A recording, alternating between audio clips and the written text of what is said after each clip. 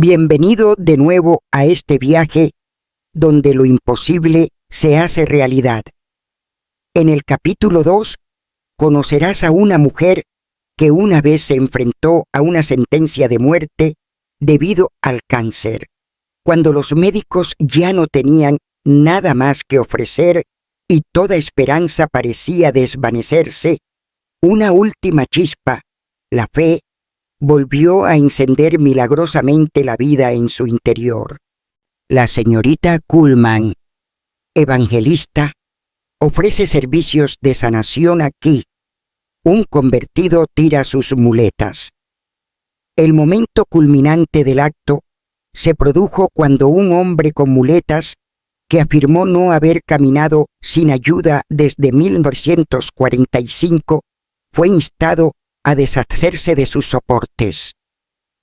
Lo hizo y caminó con paso ágil por los pasillos, de un lado a otro del escenario, estirando los músculos de las piernas tal como se le indicaba.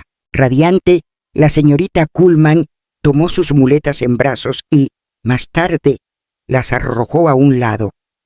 El hombre declaró a través de un altavoz que había oído hablar de la señorita Kuhlman en Florida gracias a un artículo de revista y que había emprendido un viaje especial en solitario en autobús hasta Butler para asistir a sus servicios de sanación.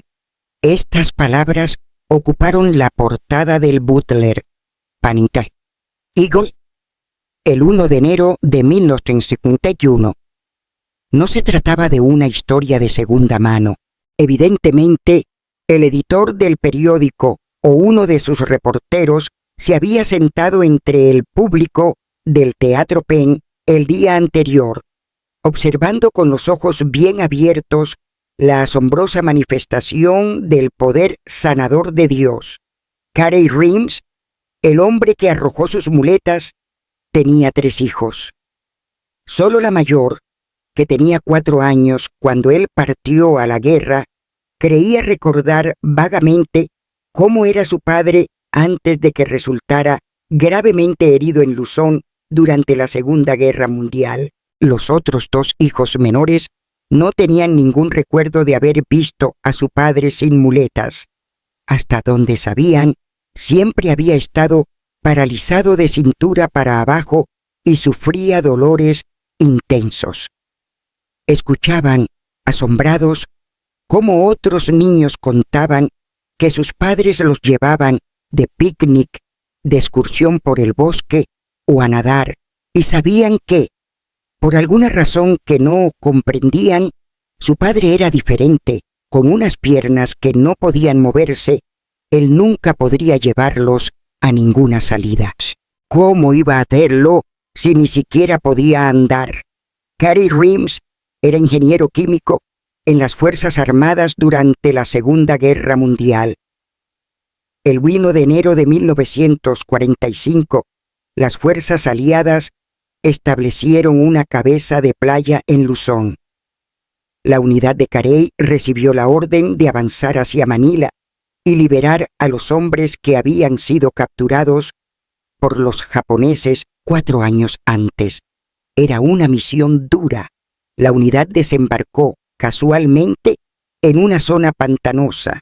Como cuenta Carey, había muchísima agua y cada vez que intentábamos salir a la carretera, nos recortábamos contra el cielo y los francotiradores escondidos en las montañas nos disparaban. Tuvimos que permanecer en el agua durante todo el primer día.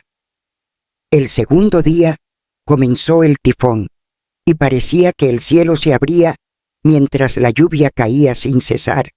En el cuarto día, el comandante de la compañía de Carey fue abatido a tiros a menos de 2 metros de él. El oficial al mando, que lo sustituyó de inmediato, tenía ya su propio ingeniero, así que Carey fue destinado a otra compañía, a unos 10 kilómetros de distancia. Fue en el trayecto hacia allí, mientras se dirigía a presentarse al servicio, cuando ocurrió. Para entonces, El puente había sido arrasado por el agua y el camión tuvo que desviarse y atravesar un terraplén. Fue en ese terraplén, cuenta Carey, donde pisamos una mina. El camión saltó por los aires y quedó hecho trizas. Me fue lo último que Carey supo durante mucho tiempo. 31 días después, recobró el conocimiento en una mesa de operaciones a más de 4.000 kilómetros del lugar donde había sido herido. En ese momento no sabía dónde estaba ni qué le había pasado, pero mientras recuperaba la conciencia, recuerda haber susurrado, y aún hoy no sabe por qué. Desde luego, he aterrizado suavemente, inmediatamente después de pronunciar esas palabras. Fue anestesiado para una cirugía cerebral. Durante las 6 semanas siguientes, Carey osciló entre la lucidez y la inconsciencia, y después fue enviado de vuelta a casa, más muerto que vivo. Fue uno de los 5 únicos supervivientes de toda su compañía y, con lágrimas en los ojos, dice: «Hoy solo quedaríamos 4 con vida si no hubiera asistido a aquel servicio en el Teatro Penn, en Butler, aquel 31 de diciembre de 1950. La frase que pronunció Carey al recobrar la conciencia, aquello de que había aterrizado suavemente, no pudo estar más equivocada. Tenía el cuerpo destrozado desde la cintura hasta la pelvis, había perdido el ojo derecho, todos sus dientes, tenía la mandíbula fracturada, el cuello roto y la espalda partida en 2. La parte inferior de su cuerpo estaba completamente paralizada. Sus piernas colgaban como pesos muertos, sin sensación alguna, pero en las zonas donde aún conservaba sensibilidad, el dolor era indescriptible. Cualquier movimiento allí, recuerda Carey, provocaba un dolor casi mortal. Y si, por ejemplo, se me enfriaban los pies y la sangre volvía a circular, el dolor al tocar los nervios era insoportable. Sin control sobre mi cuerpo y con aquel sufrimiento tan atroz, la vida no parecía tener sentido. Salvo por mis hijos, por ellos nunca quise morir y no me rendí. Al mismo tiempo, Carey sufría hemorragias constantes y había perdido casi 30 kilos de peso. Antes de su sanación en Butler, se había sometido a unas 41 operaciones. Conocía demasiado bien los pasillos de los hospitales, 2 en el extranjero, luego el Hospital General Lederman en California, 1 en Georgia, y durante los 5 años anteriores a su sanación había estado ingresado una y otra vez en el Hospital de Veteranos de Florida. Aunque el cuerpo de Carey estaba en un estado espantoso, su mente seguía clara como el agua. Fue como él mismo dice: «Ahora veo que Dios me cuidó todo el tiempo», porque muchas personas que sabían que era un buen ingeniero, aunque ya no podía trabajar fuera, le llevaban sus problemas técnicos y planos, y aunque no podía dar un solo paso y durante muchos meses ni siquiera salir de la cama, así fue como pudo mantener a su familia. Sin embargo, para diciembre de 1950, su situación física era crítica. Apenas podía comer, sufría constantes hemorragias y su vida se escapaba lenta, pero inevitablemente. «¿Sabes?», dice, «a veces solo nos queda aferrarnos, aunque no haya nada a lo que agarrarse, y yo estaba en ese punto. Me aferraba a la vida por un hilo». Unos días antes de Navidad, el médico local del Hospital de Veteranos ordenó su ingreso en Bay Pines, cerca de San Petersburgo.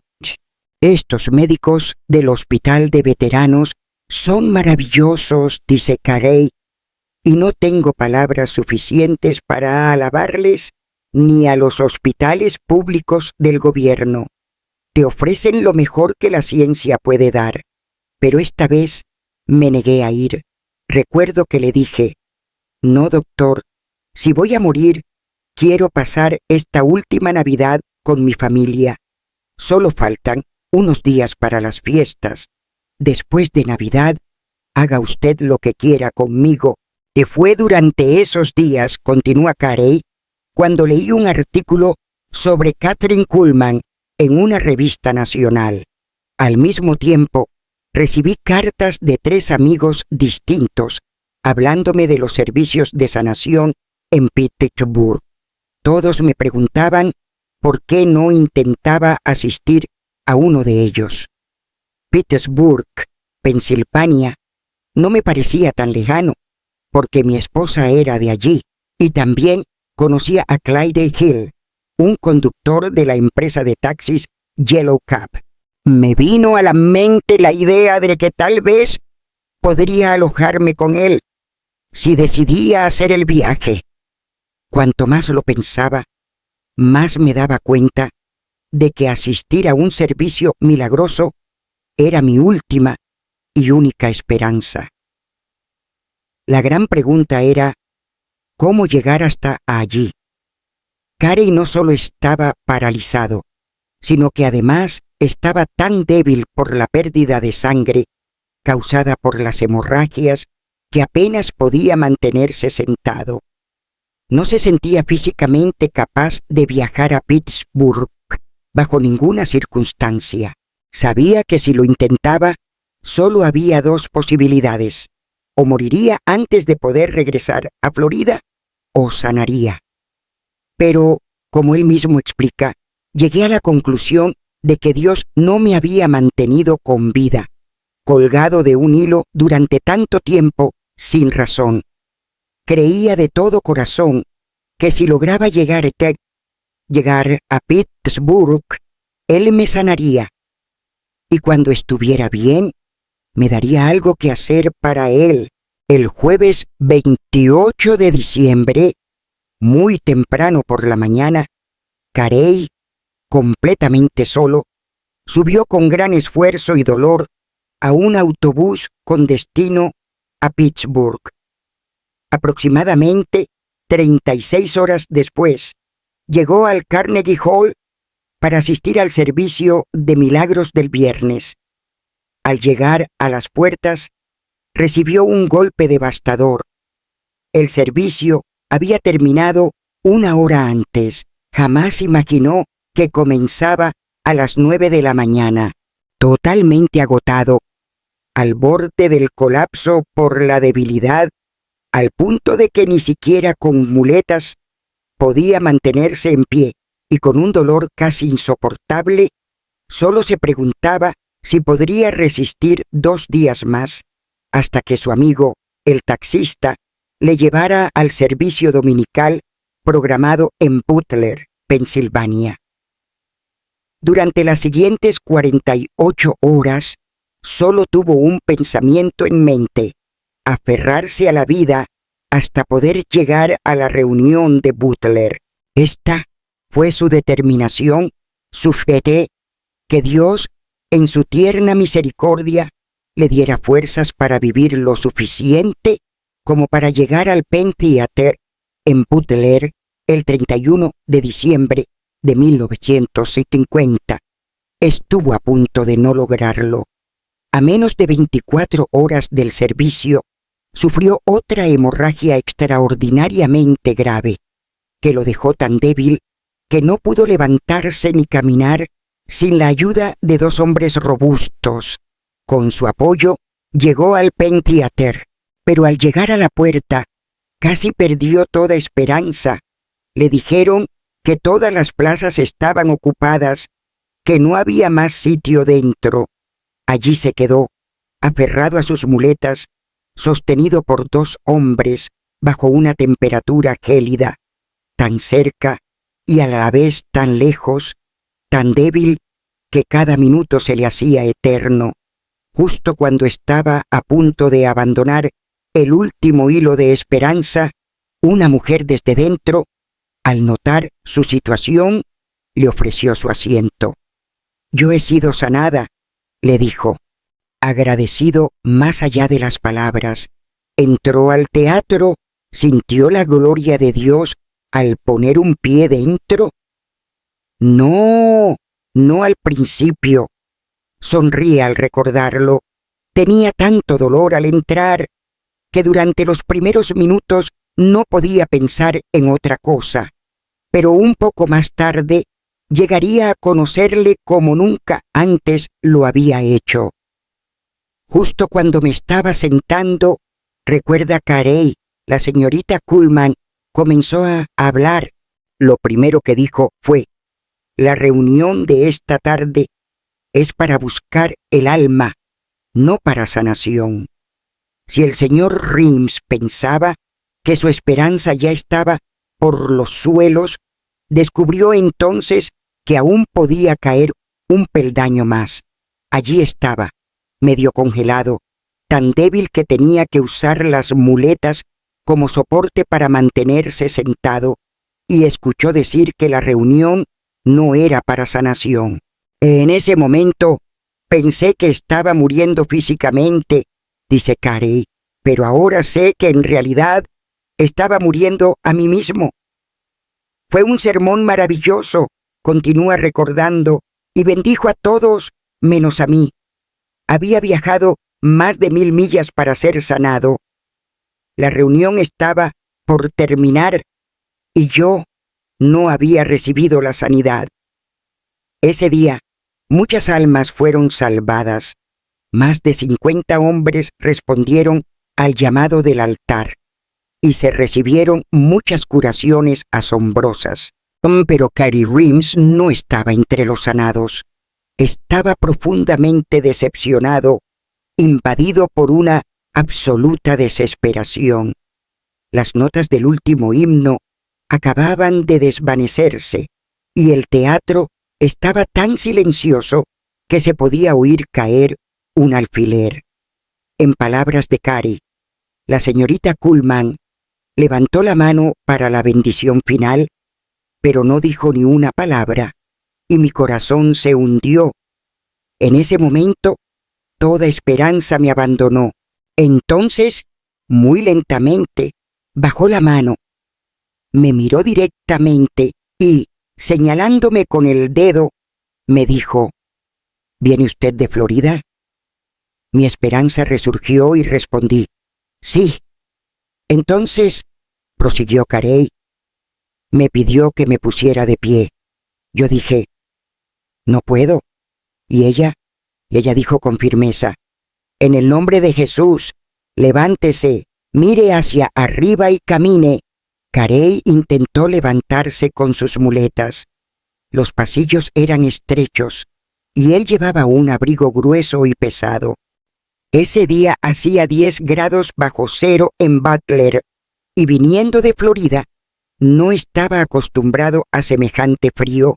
Intentar avanzar por ese pasillo estrecho, envuelto en un abrigo, paralizado y con muletas sobre un suelo inclinado, tratando de no pisar los pies de los demás, no era tarea fácil mirar hacia arriba, pero de algún modo lo consiguió. De repente, cuenta Carey, la señorita Kuhlman dijo: «Deje esa muleta derecha». Lo intenté y funcionó. Mi pierna soportó mi peso y recuerdo lo sorprendido que estaba de que ella supiera que eso sería posible. En ese instante, el dolor de su cuerpo desapareció por completo. Fue como si alguien apagara la luz, describió Carey, o como tinta extendiéndose sobre un secante. Al darse cuenta de que una pierna podía sostenerlo, soltó la segunda muleta y se mantuvo en pie, solo, sin ayuda. La señorita Kuhlman me dijo entonces que subiera al escenario, una plataforma bastante empinada. Había unos 12 escalones en total. 2 hombres grandes y fuertes se acercaron a mi lado para ayudarme, pero no necesitaba ayuda. Subí al escenario como un pájaro que alza el vuelo. Apenas sentí que mis pies tocaban el suelo y no caminé hacia la señorita Kuhlman. Corrí. ¿Estaba sorprendido por su sanación? No, no lo estaba. Responde con tono firme. Para esto vine. ¿Se sorprendió al descubrir que caminaba sin muletas? No, no me sorprendí. Responde. Esperaba caminar sin ellas. Y esa es la clave. Que el primer día, la señorita Kuhlman me dijo que mirara hacia arriba. Cuenta Carrie Rims con una sonrisa. Y desde entonces no he dejado de mirar hacia arriba, en alabanza y gratitud a Dios. Al día siguiente de su curación, Carrie pidió prestados algo más de $100 a su amigo Clyde y usó la mayor parte del dinero para pagar por completo un camión de segunda mano. Necesitaba el vehículo para trasladar los muebles de su esposa, que estaban almacenados en Pittsburgh, de regreso a Florida. Esa misma tarde, ayudó a cargar el camión con los muebles y lo condujo él mismo hasta Florida. Un hombre que había estado inválido y moribundo fue tocado por el gran médico, sanado al instante, y al día siguiente cargó un camión con muebles y condujo desde Pittsburgh, Pensilvania, hasta Florida. Esto es obra de Dios, y Carrie Rims es un testimonio viviente de su poder. 3 días después, llegó conduciendo hasta su propio garaje en Florida y entró sin previo aviso en el salón de su casa, donde sus 3 hijos estaban jugando. Los 3 levantaron la vista y se quedaron boquiabiertos al verlo entrar. Permanecieron inmóviles durante varios segundos. No podían creer lo que veían, pues era la primera vez en sus vidas que los 2 hijos menores veían a su padre caminar sin muletas. Entonces, de repente, comprendieron la magnitud de lo que había sucedido. Su padre podía caminar. Su padre estaba curado, y como lo expresó Carey, todos empezaron a gorjear. Solo los niños llenos de alegría pueden hacer ese peculiar sonido, como pajarillos felices. Entre risas y lágrimas, saltaron y aplaudieron con sus manitas, y luego simplemente se quedaron mirando. Yo estaba tan feliz que no podía hacer otra cosa que observarlos y regocijarme, continuó Carey. No me había dado cuenta de que mi alegría iría más allá de mí mismo, ni de cuánto les importaba realmente a mis hijos. Pero vaya, si se alegraron esa noche. Ojalá tuviera una foto de la alegría y el asombro en sus rostros al verme allí de pies sin muletas y caminar hacia ellos atravesando la habitación. Desde aquel momento hasta hoy han pasado ya 11 años. Carey ha sido la imagen de una salud perfecta y robusta. Puede caminar, correr y trepar sin que quede el menor indicio de su anterior parálisis. Con los $17 que le quedaban, del dinero que había pedido prestado al taxista, y esa fue toda su inversión inicial, emprendió un negocio propio. Desde el principio, ese negocio prosperó. Carey es ingeniero consultor agrícola y hace poco fue candidato para el cargo de comisionado de Agricultura en Florida. Actualmente es propietario de su propia casa y da muchísimo más que el diezmo bíblico a la obra religiosa. Cada centavo que le sobra, después de cubrir sus necesidades básicas, lo dona para formar a jóvenes en educación cristiana. ¿Por qué dedica incansablemente su tiempo y esfuerzo a la educación religiosa de los jóvenes? ¿Por qué, dice? Las estadísticas muestran que el 75% de los chicos y chicas formados en escuelas religiosas acaban siendo, en la adultez, miembros activos de la Iglesia, mientras que solo el 25% de los que no reciben esa formación siguen yendo a la Iglesia. Si nos damos cuenta de que 3 de cada 4 educados en escuelas cristianas siguen siendo cristianos y forman familias cristianas, parece algo fundamental que el mundo asegure esa formación a los jóvenes. Algunos de los presentes en el auditorio, el día que Carey Rimes fue curado, tuvieron dificultad para creer lo que veían, de lo dramático que fue el momento. Yo misma nunca había visto al señor Rimes antes. Venía desde muy lejos y no sabía nada sobre él. Para disipar cualquier duda sobre la autenticidad de su curación, investigué a fondo sus antecedentes. Todos los que lo conocían, incluidos varios jueces, dieron excelentes referencias de su carácter.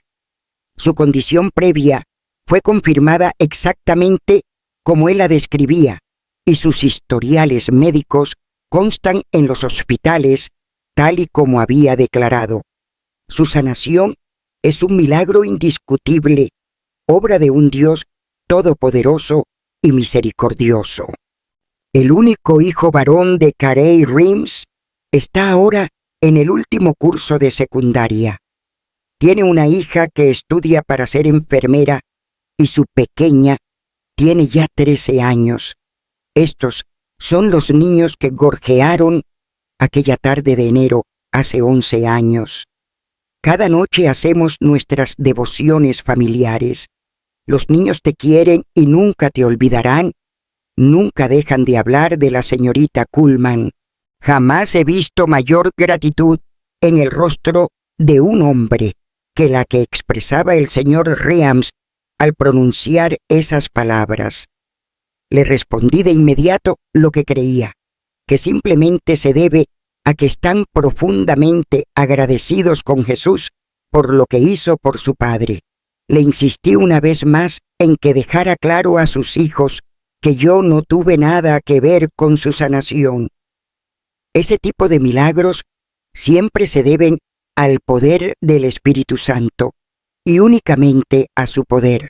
Hay algo que Dios no comparte con ningún ser humano y es la gloria, porque tuyo es el reino, el poder y la gloria por los siglos. Mateo 6, 14. ¿Te gustaría que lo adaptemos con un tono más religioso o más informal, según el contexto? Herbert Turner no era un hombre emocional por naturaleza, pero cualquier esposo se pone nervioso cuando su mujer está siendo operada, y Herbert no era una excepción. Paseaba de un lado a otro esperando noticias de los médicos, y la tensión que sufría era más que evidente. Había mirado el reloj 1.000.000 de veces, preguntándose cuánto tiempo podía tardar una operación de vesícula, cuando por fin vio acercarse a los 2 cirujanos. Una sola mirada a sus rostros abatidos le llenó de temor. Antes de que pudiera formular una pregunta, uno de ellos habló. Lamento profundamente tener que decirle esto, señor Turner, pero su esposa tiene cáncer. Atónito por un momento, Herbert guardó silencio. Luego preguntó, ¿Dónde está el cáncer? ¿Han podido quitarlo todo? El cirujano negó con la cabeza y con la mayor delicadeza posible explicó. Está por todo su cuerpo. El hígado, el estómago, la vesícula, el páncreas. Está tan extendido y su estado es tan avanzado que no hemos podido operar. ¿Cuánto tiempo le queda?, preguntó Herbert con una voz que parecía no ser la suya. Entre 6 y 8 semanas, fue la respuesta. Podrá salir del hospital en 9 o 10 días. A partir de ahí, lo único que se puede hacer es procurarle comodidad hasta el final. En ese instante, Herbert sintió que su mundo se venía abajo. Herbert Turner, que trabajaba en el departamento de Hacienda en Massillon, Ohio, llevaba meses preocupado por su esposa. Había visto cómo su peso bajaba de 60 a 44 kilos.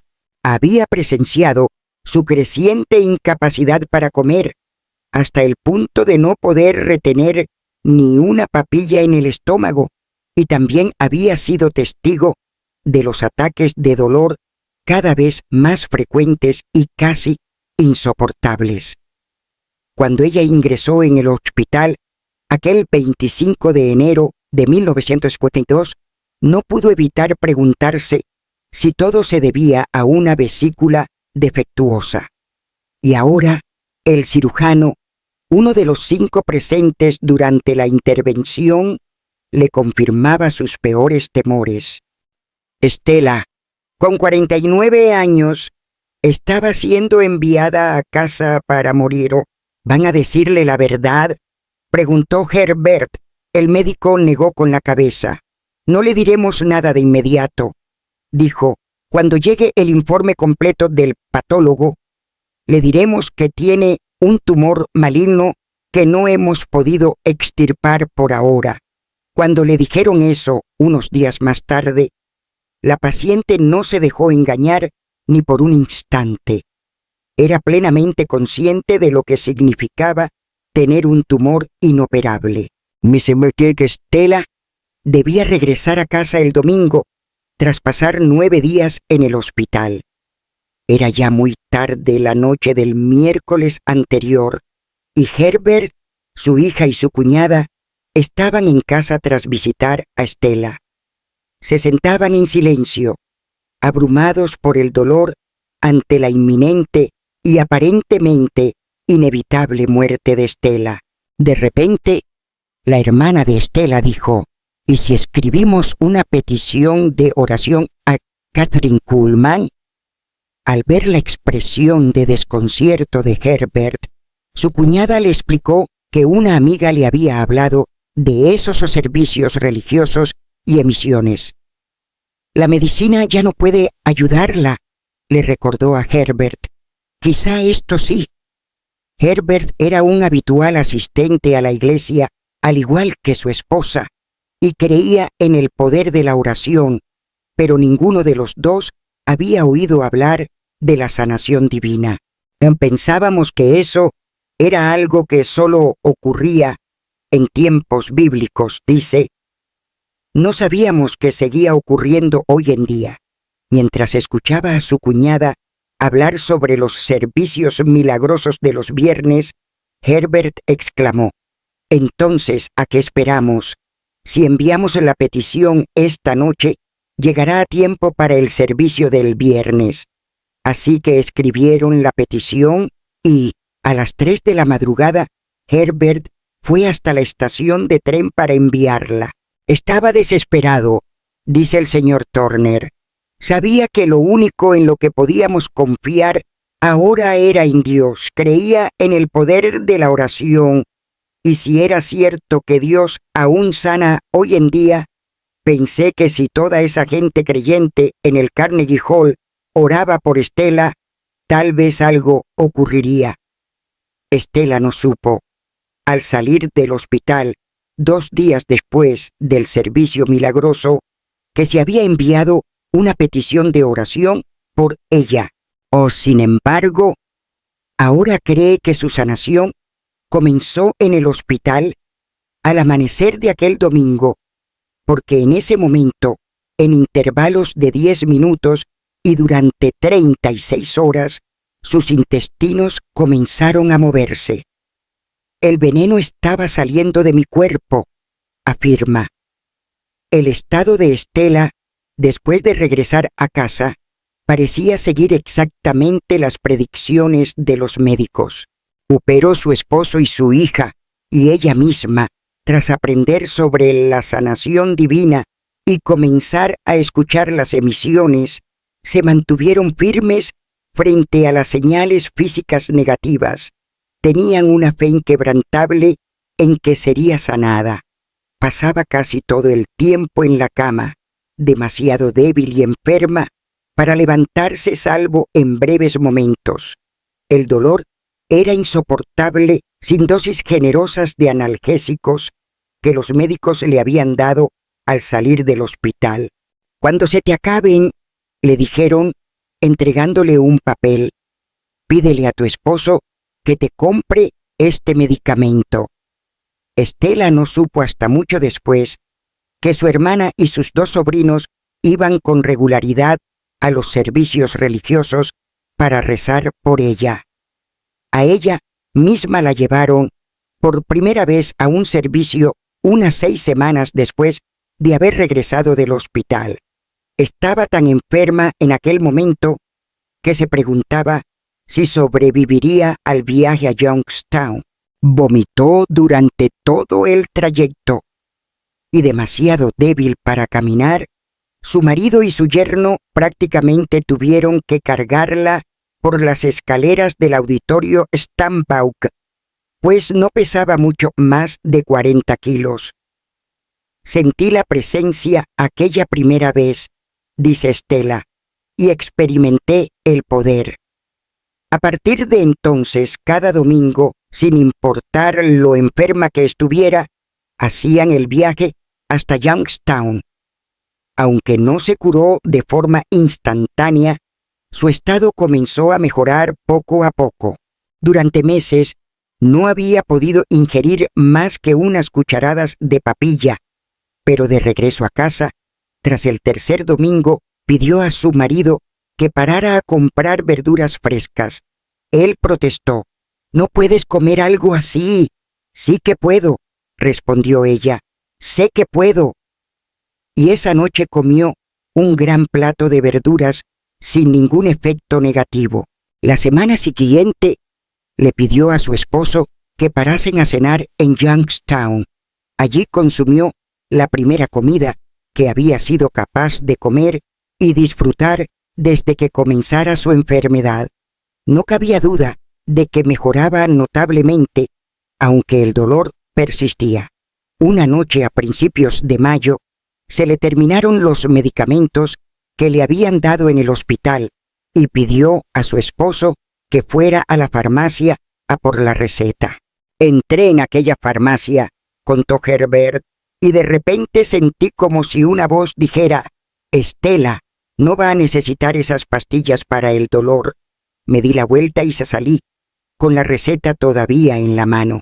Esa receta nunca fue surtida. Desde aquel día, Estela no volvió a necesitar ningún medicamento para el dolor. En cuestión de meses, había recuperado por completo sus fuerzas y, como dijo su marido, desde entonces ha sido capaz de hacer más trabajo que cualquier otras 2 mujeres que conozco: fregar paredes, cortar el césped. Al principio no conseguía que dejara de trabajar. Sí, dirá el escéptico, pero el cáncer es una enfermedad que a veces entra en remisión. ¿O cómo saber que eso no fue lo que ocurrió con Estela? ¿Cómo estar seguros, sin ninguna duda, de que hoy no hay rastro de cáncer en su cuerpo? El 1 de junio de 1955, 3 años y medio después de su curación, Estela enfermó de nuevo y su médico diagnosticó problemas de vesícula biliar. Ella no estaba en absoluto preocupada, pues a esas alturas ya sabía que quienes son sanados por Dios permanecen sanos.